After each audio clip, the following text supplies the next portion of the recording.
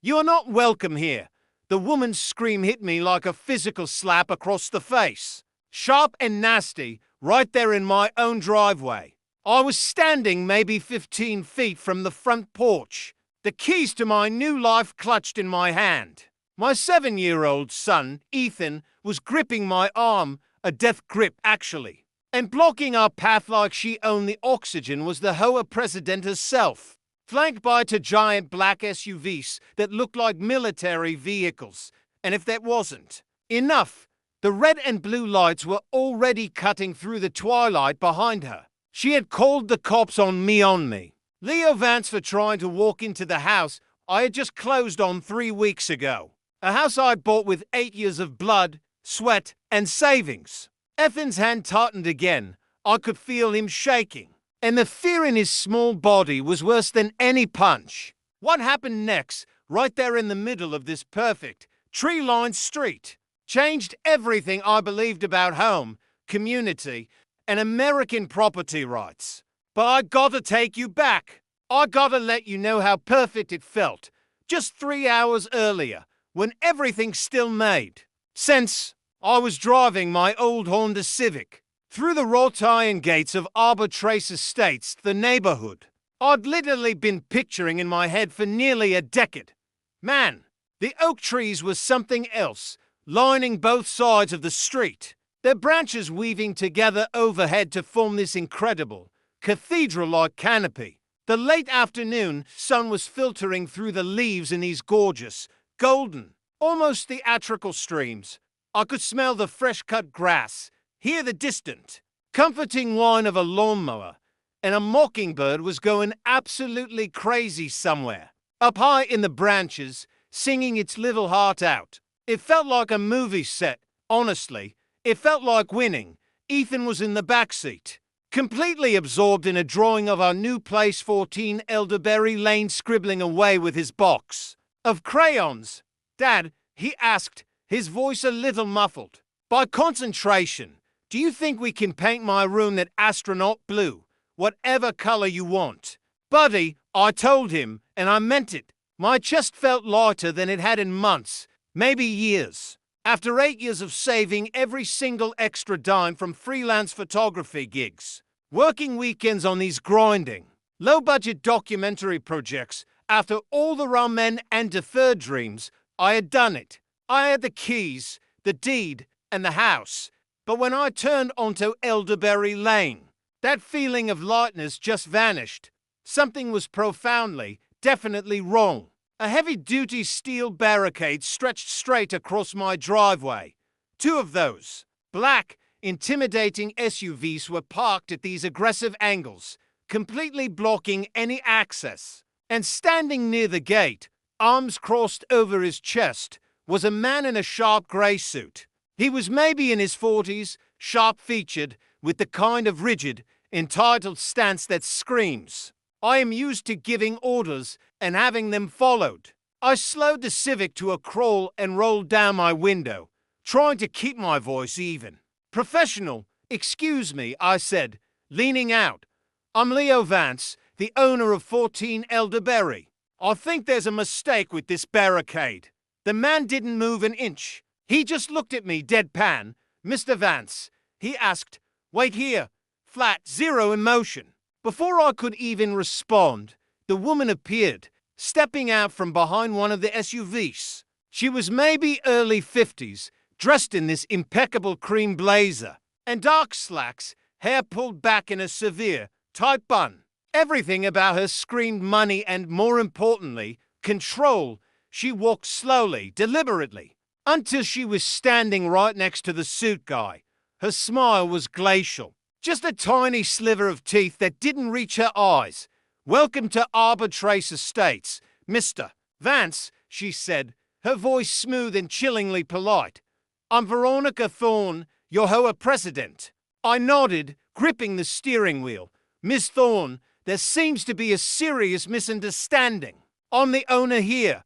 I have the deed in my hand." She tilted her head ever so slightly, the smile widening just a fraction. "We don't dispute your ownership, Mr. Vance, but ownership doesn't grant you immunity from our community standards." You have violated multiple critical regulations. I felt my jaw clench. What regulations? I haven't even moved in yet. Veronica reached into this expensive-looking leather portfolio and pulled out a thick stack of papers laser printed. Dense legal jargon, no signatures, no official seals. Just paragraphs that looked like they were designed to be confusing. These are emergency resolutions, she announced, approved by the board. You are in violation of Code 17.3 and for point 1. I scanned the top sheet. It was pure gibberish. References to unauthorized property modifications I'd never made. Disturbances I'd never caused. None of it made a shred of sense. This is insane, I said, trying not to shout. I want to speak to the full board. I demand a hearing. Veronika's smile finally hit its full. Cold width. I am the board, Mr. Vance, she said softly. I've served as president for 7 years. If I say you are not welcome, you are not welcome. The air felt thick, heavy with this power I couldn't fight. Ethan was silent in the back seat now, completely still, watching everything with these wide, terrified eyes. I'm not leaving, I told her, my voice dropping to a low, steady pitch. This is my house, and I have every legal right to be here. She pulled out her phone. Then I'll need to call the authorities. You are trespassing on her-managed property? I sat there, frozen, watching her dial. She spoke calmly, professionally, into the receiver. She gave my name, my license plate number. She described me to the dispatcher like I was some kind of armed threat, a danger to her precious community.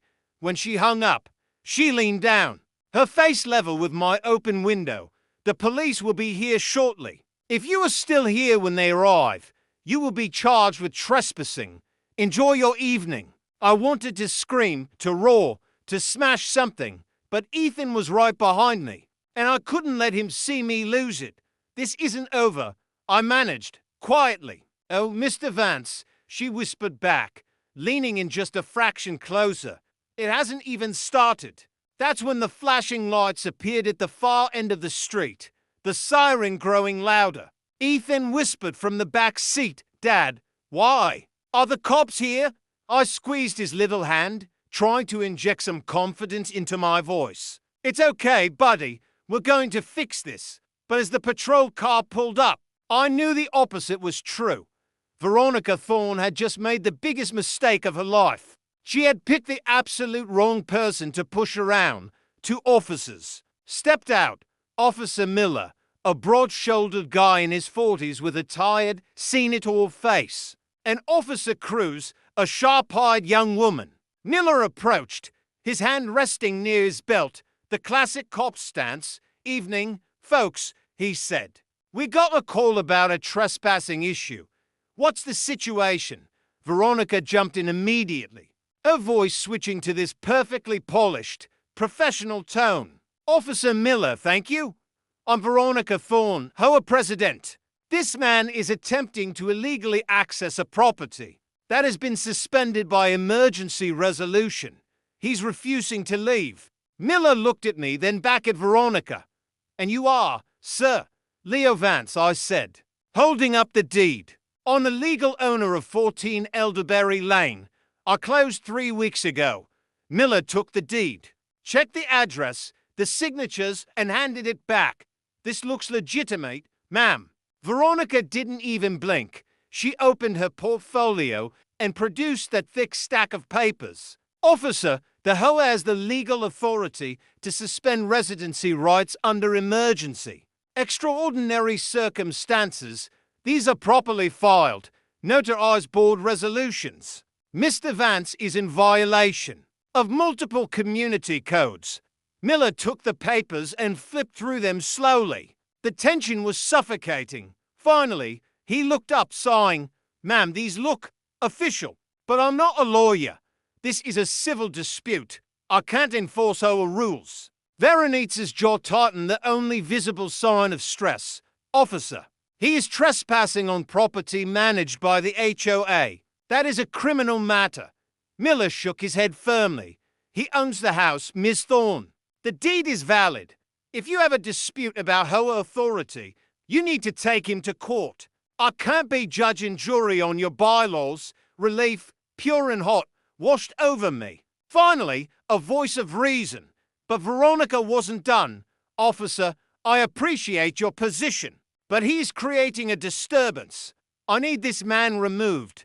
Miller looked back at me. I was sitting quietly in my car with my terrified son. I hadn't raised my voice once since he arrived. Sir, Miller said to me, his tone softening slightly. I understand your frustration, but if there's a legal dispute, you're going to need a lawyer. I can't force you to leave, but I also can't force them to let you in. This is strictly civil territory. My stomach dropped like a stone. So, I just get a hotel. Miller shrugged, resigned. Get a lawyer. File an injunction. Work it through the system. That's how this gets resolved. He turned back to Veronica. Ma'am, since he's not actively creating a physical threat, I can't remove him. I suggest both parties secure legal representation. Veronica gave a slow, measured nod. Of course, officer. Thank you for your time. Miller leaned closer to my window, dropping his voice to a whisper. Listen, he said quietly, his eyes serious. Be careful with this woman.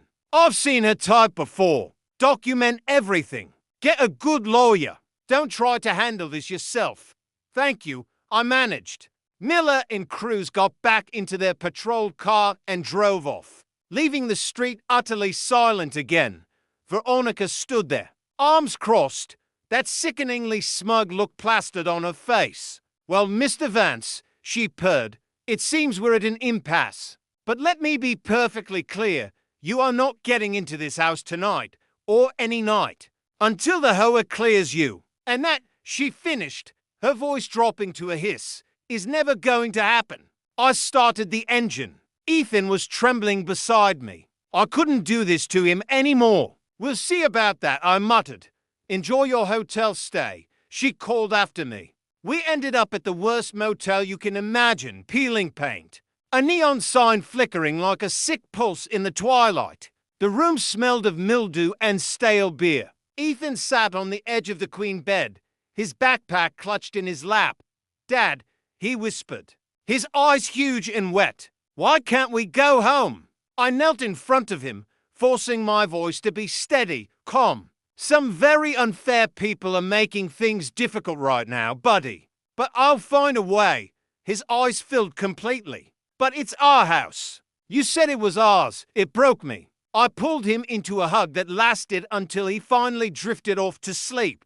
I stared at the ceiling for hours, the rage of physical knot in my stomach. Emergency resolutions, community codes, civil dispute. The more I read on my phone, the clearer the picture became. HOA letters have authority, yes, but only through strict adherence to due process, public notice, proper hearings, transparency. Veronica had bypassed every single one of those checks and balances.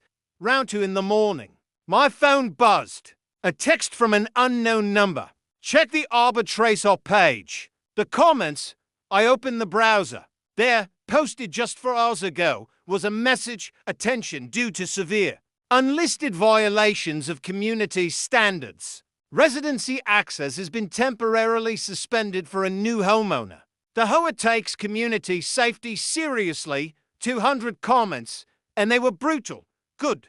We don't need people like that here. If they violated the rules, they deserve it. The Hoa is finally doing its job.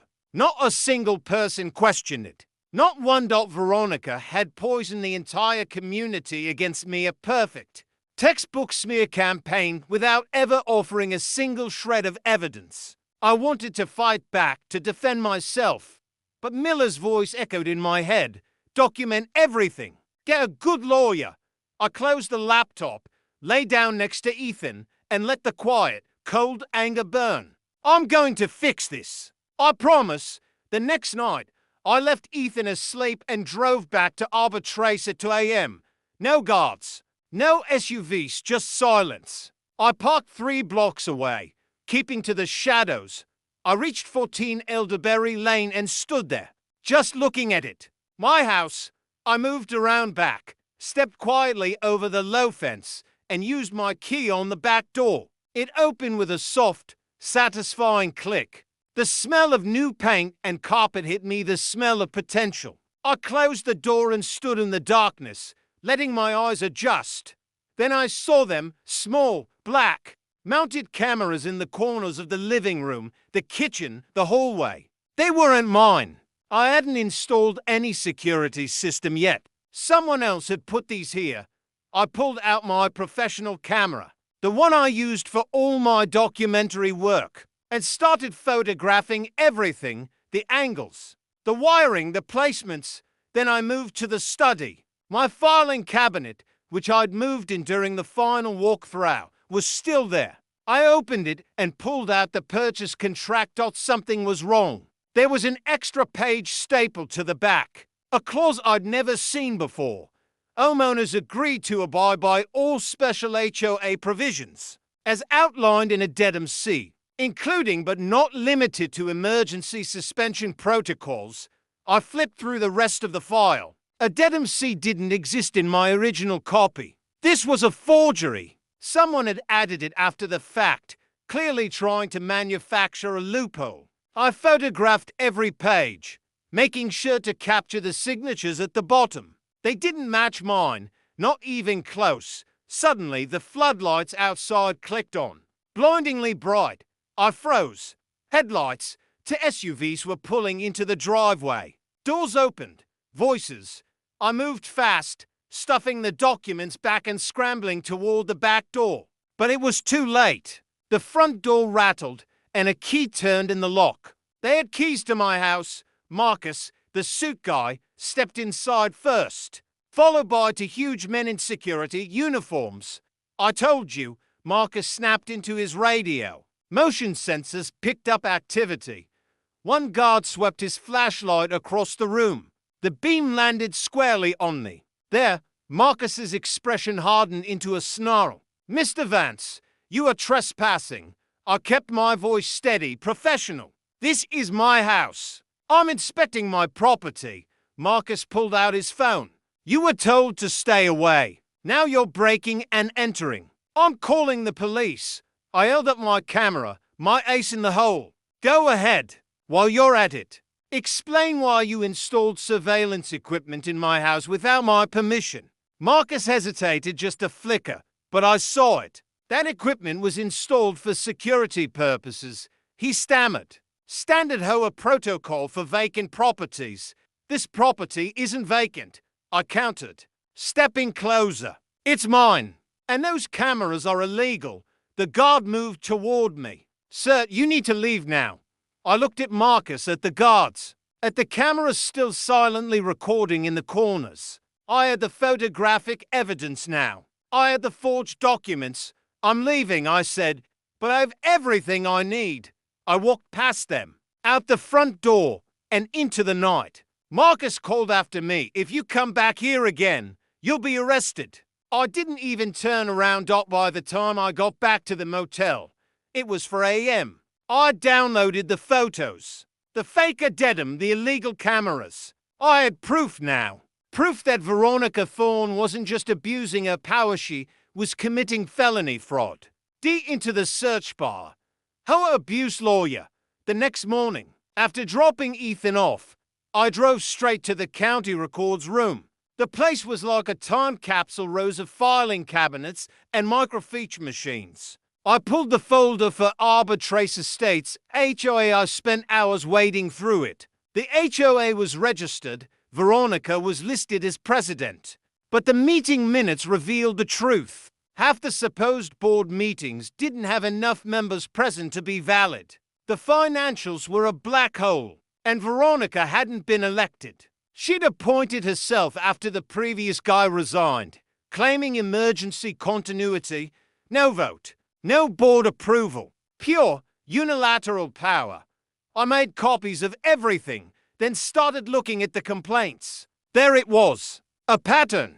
3 families forced out over the last 2 years. Same exact sequence, sudden, fabricated violations. Emergency resolutions, properties seized and quickly resold. I found an address for one of the former residents, an older woman named Evelyn, who used to live 2 streets over from my house. I drove to a small SAD apartment complex that afternoon. She answered the door slowly, peering out through the chain lock, cautious eyes. "Grey hair, Mrs. Evelyn?" I asked. "My name is Leo Vance. I just bought a house in Arbor Trace. I think the same thing that happened to you is happening to me." Her expression changed instantly: fear, anger, a flash of painful recognition. She opened the door wider. "Come in, dear," she said. We sat at her kitchen table. She made tea, her hands shaking slightly. "Veronica Thorne," she said quietly. "She's a monster. She forced me out of my home 2 years ago. Said I violated some bizarre landscaping codes. I'd lived there for 20 years. Suddenly, an emergency resolution. I had 72 hours to vacate.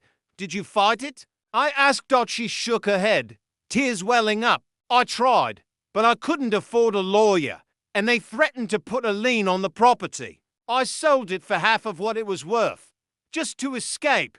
She looked straight at me. 3 months later, a development company bought it. The Cornerstone Group. They flipped it and sold it for triple the price. My chest tightened. The Cornerstone Group. Veronique's working with them, I concluded. She clears the houses, they buy them cheap, and everyone makes money except the people who lose their homes. She walked to a drawer and pulled out a worn folder. I kept everything. I knew something was wrong. I just didn't know what to do with it. She handed me the folder. Inside were eviction notices, correspondence, and one stunning piece of evidence, a receipt. A payment from the Cornerstone Group to the HOA, $50,000, listed simply as a consulting fee. "Can I make copies of these?" I asked, my voice barely a whisper.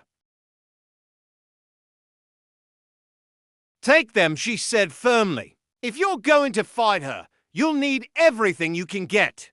I left Evelyn's apartment with the folder under my arm. As I drove back, I felt a monumental shift inside me. I was no longer a victim. I had a pattern, a motive, and a name: the Cornerstone Group. Just as I pulled into the motel parking lot, my phone buzzed. Another text, another unknown number. "If you want the truth about Veronica, meet me at Willow Creek Park, bench 7 by the old oak, 6 p.m. tonight. Come alone." I stared at the message. It could be a trap. But after Evelyn, after the forged documents, I didn't care. I typed back, "I'll be there. Monday morning." I dropped Ethan off at school and drove straight back to the house. I needed more evidence. But as I turned onto Elderberry Lane, I slammed on the brakes. For massive pickup trucks were parked in my driveway. A crew of 8 men in hard hats, ladders, a dumpster the size of a small car. And standing right in the middle of it all, clipboard in hand, was Veronica. I jumped out of the car, adrenaline flooding my system. "What the hell is going on?" I roared. Veronica turned, that smile still perfect, still cold. "Good morning, Mr. Vance. We are conducting emergency repairs." The property was flagged for multiple code violations, structural concerns, electrical hazards. "We are required by law to address them immediately." I looked past her. One man was prying off the front door with a crowbar. Another was smashing out a living room window with a hammer. Glass exploded onto the porch. "Stop." I sprinted toward them. "You can't do this." Marcus stepped in front of me, blocking my path. The HOA has the authority to perform necessary repairs on properties that pose a safety risk. Approved by emergency resolution. I shoved past him and grabbed the arm of the man with the crowbar. "Get off my property now." The man looked at Marcus, uncertain. Marcus just nodded.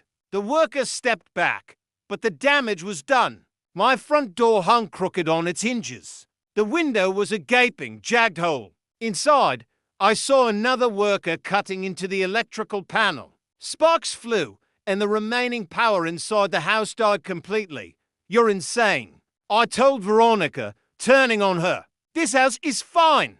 I had it inspected 3 weeks ago. It passed everything. She held up a sheet of paper. This is the HOA inspection report, conducted last Thursday. It lists 14 violations: faulty wiring, compromised foundation, mold in the attic. All documented.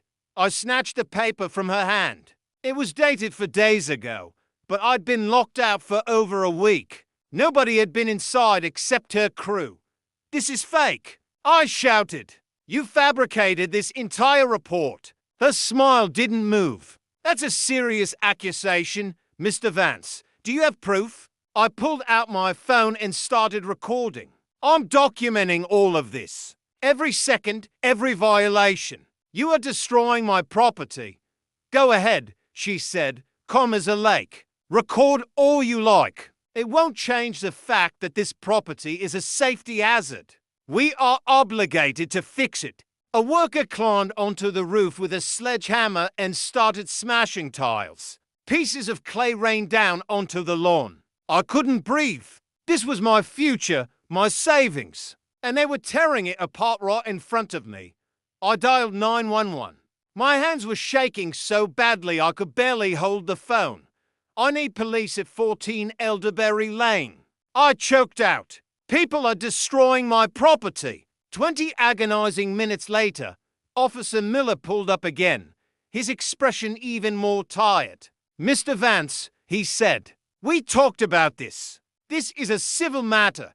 They're destroying my house. I pointed wildly. That's vandalism. That's criminal. Veronica stepped forward immediately, clipboard ready. Officer, the HOA has legal authority to perform emergency repairs. Here is the resolution. Here is the inspection report. Everything is documented and approved. Miller took the papers. He read them slowly, his jaw tight. Finally, he looked up at Veronica. Mum, even if this is legal under your bylaws, this is a disputed property. I strongly recommend you pause the work until a court can review it.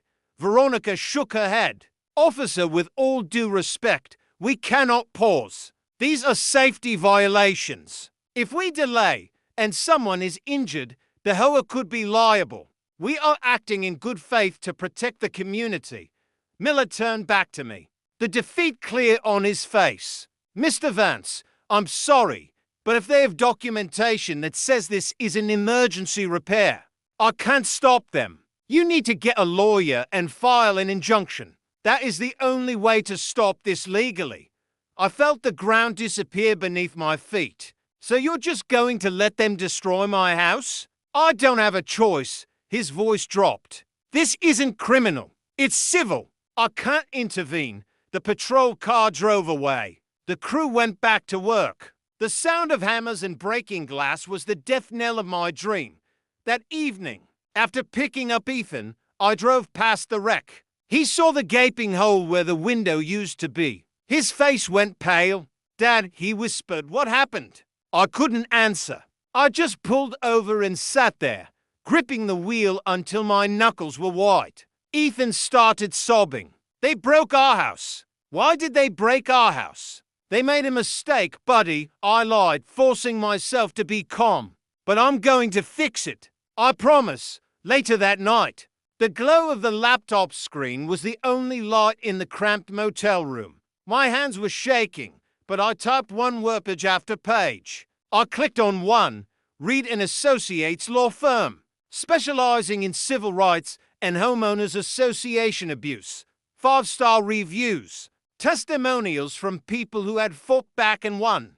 I read about a family in Texas who had sued their HOA for fraud and won everything back. I opened my email. Mr. Reed, my name is Leo Vance. I'm a homeowner in Arbor Trace Estates. The HOA has illegally locked me out, fabricated violations, and is now actively destroying my home. I have documentation, photos, and forged contracts. I need help. I am ready to fight. Please contact me as soon as possible. I attached every single photo, every copied document, every piece of evidence I had. Then I hit send. It was 11:30 p.m. I expected nothing until morning. 5 minutes later, my phone buzzed. Mr. Vance, I've reviewed your attachments. This is one of the most egregious cases of HOA abuse and malicious destruction I have ever seen. I can help. Meet me tomorrow morning, 9 a.m., my office. We are going to take them down. I stared at the screen. For the first time in days, I felt something shift inside me. Not rage. The law office was downtown, sleek glass windows, brass nameplate. I walked in at 8:55 a.m., Ethan holding my hand. The receptionist led us to a conference room with floor-to-ceiling windows. Sitting at the head of the long table was a man in his early 40s, impeccably dressed, with calm, confident eyes. Mr. Vance, he said, standing up. Caleb Reed, thank you for seeing me on such short notice. Thank you for responding, I replied. Caleb smiled gently at Ethan, then looked back at me. I've been reviewing your case all night. What Veronica Thorne is doing isn't just unethical, Leo. It's criminal conspiracy and fraud. He opened a folder and spread out my photos, the smashed window, the exposed wiring, the forged documents. We're going to file a motion for a preliminary injunction this afternoon. That will freeze all HOA actions against your property. We'll also request a temporary restraining order to prevent any further damage. Can we stop them? We can, but here's the problem, Caleb said, leaning forward. To win the large punitive damages and get a criminal investigation launched, we need the internal evidence, Emmail's financial records, proof that Veronica personally benefited. I pulled out Evelyn's folder. I have this. A $50,000 receipt from the Cornerstone Group to the HOA, labeled a consulting fee. Caleb's eyes narrowed. That's proof of a pattern. But we need the wire transfers. We need proof that the money went from the HOA to her offshore account. I felt my shoulders slump. How am I supposed to get that? I don't have access to their servers. Caleb leaned back. Sometimes, he said carefully, the people on the inside get tired of being complicit. It hit me. The anonymous text. I showed him my phone. Caleb read it, then looked up. His expression serious. You need to go to that meeting, Leo. Whoever sent this might be our only path to the evidence we need. That evening, I left Ethan with the sitter and drove to Willow Creek Park. Bench 7, near the massive, ancient oak tree. The sun was setting, casting long, dramatic shadows. 10 minutes. 20 minutes. I was starting to think it was a setup when I heard footsteps behind me. I turned. A young man, late 20s, thin with extremely nervous eyes. He looked around constantly, then sat down at the opposite end of the bench. Mr. Vance? He asked, quiet as a mouse. Yes. Who are you? My name is Jesse. I'm the assistant secretary for Arbor Trace HOA. I've worked under Veronica Thorne for 3 years.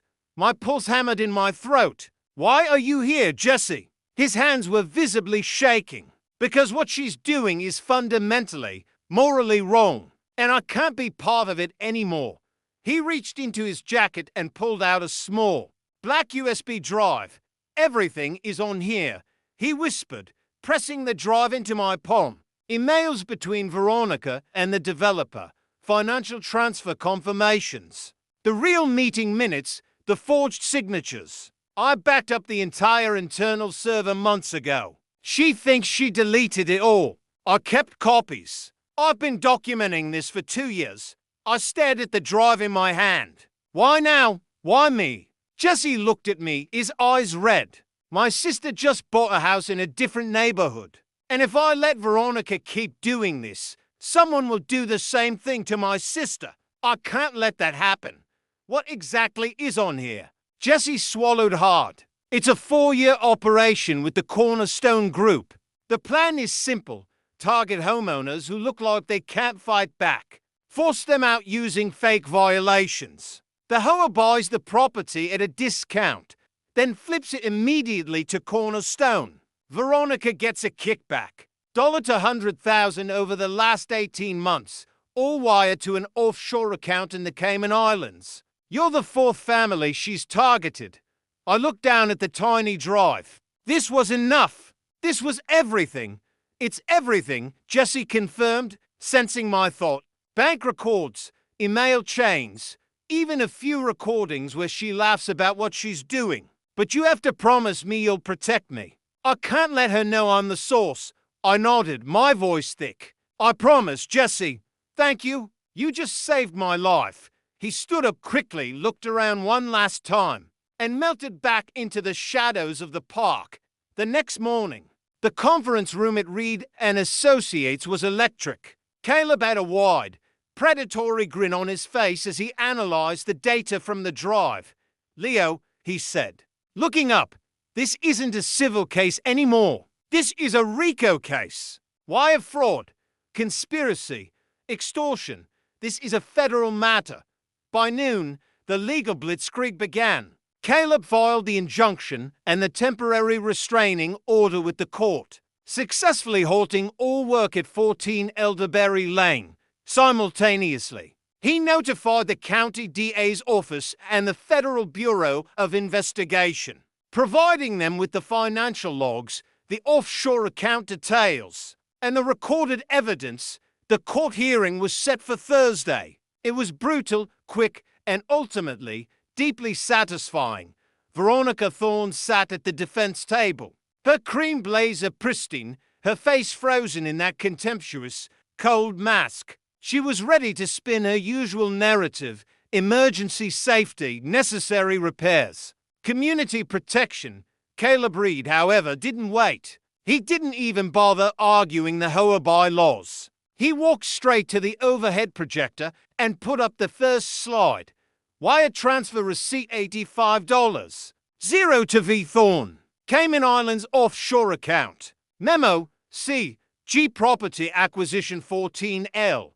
The color drained from Veronita's face. Her attorney sputtered, objection, Your Honor, this is irrelevant hearsay. Hearsay? Caleb asked, his voice ringing across the courtroom. Your Honor, this is a bank record provided by an internal whistleblower detailing payments from the Cornerstone Group, the developer, to the defendant, Ms. Thorne, as a kickback for the illegal seizure of this property. We have 3 more identical payments. We have the audio recordings of Ms. Thorne discussing the scheme. We have the fraudulent inspection reports she signed. This isn't a civil dispute over landscaping codes. This is a multi-year, multi-property extortion racket. He then showed the courtroom the photographs of the destroyed front door and the smashed-out window at my house, contrasting them with the forged addendum. She used the authority of the HOA as a weapon, destroying my client's property in an act of pure malice to complete a fraudulent land deal. We are not just seeking the immediate return of the property. We are seeking criminal charges. Veronica Thorne finally broke. Her face crumpled, her composure shattered. She looked small, frightened, and suddenly very, very alone. The judge, visibly angry, granted the restraining order immediately, suspending Veronica from all HOA duties and seizing the HOA's financial records for forensic audit. That evening, I drove back to Arbor Trace, not in the Civic, but in Caleb Reed's intimidating black SUV. We pulled up to 14 Elderberry Lane. The construction dumpster was gone. The barricade was gone. Only the ruined door and the broken window remained. 2 men were waiting on the porch. Not Marcus, not security guards. They were wearing suits, but these suits had FBI badges pinned to them. Mr. Vance? One of them asked. We're here to secure the property. Miss Thorne has been taken into custody. We found the internal servers at her residence. It's over. I looked at the house, my house. It was a wreck, yes, but it was mine again. Later, sitting on the porch steps, watching the sun set over the oak trees, I pulled out Ethan's drawing. The one with the red door and the 2 stick figures. The door was broken now, and the house was damaged, but the core was still there. We got the house back. We got justice for Evelyn and the other families. Veronica Thorne and the executives at the Cornerstone Group faced serious time. But here's the thing that still keeps me up at night. And this is why I needed to tell you this story. Even after the arrests, after the news reports, after the house was finally mine, I noticed something when I went back to the Arbor Trace community page. They hadn't deleted all the comments, and there were new ones. The new guy must have had something to hide. Otherwise, why did the Hoa fight him so hard? He probably just got a fancy lawyer. I bet his house looks trashy now. She may have been a monster, but at least Veronica kept the riffraff out. The community, the people I dreamed of belonging to, they never apologized. They never acknowledged they were wrong. They just quietly turned their backs on the truth and blamed the victim. So, here's my question for you, and I really want you to drop a comment below and let me know what you think. When someone abuses power like that, is the community truly innocent just because they were manipulated? Or are they complicit when they choose to believe the most malicious lie? Did I win the house, but lose my faith in community? Let me know where you're watching from and what your take is. And if you've ever had a run-in with an Hoa like this, tell me your story in the comments. I'm reading every single one.